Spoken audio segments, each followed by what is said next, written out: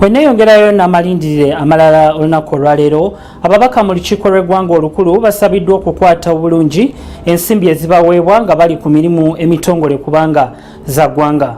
Omumyuka wa Kalaani wa Paalamenti yasabye bw'ati ababaka abali mu kusomesebwa engeri gye balina okweyisamu nga baweereza eggwanga. Samula Hanifa kabituwe embujjuvu.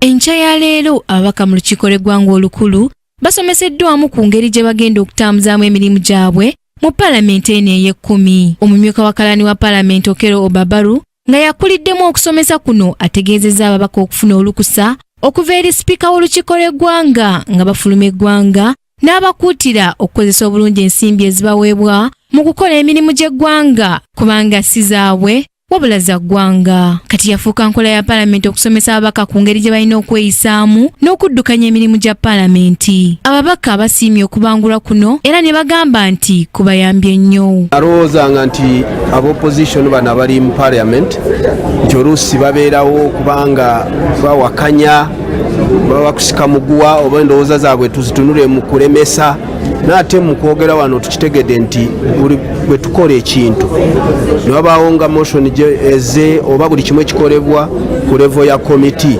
kijja mu Paalamenti ne bakyanjula ng'ekikolebwako ekivudde mu Paalamenti oba komiti so si opposition oba government. Si ffenna nti tubadde ebintu tubikola ki tubimanyi.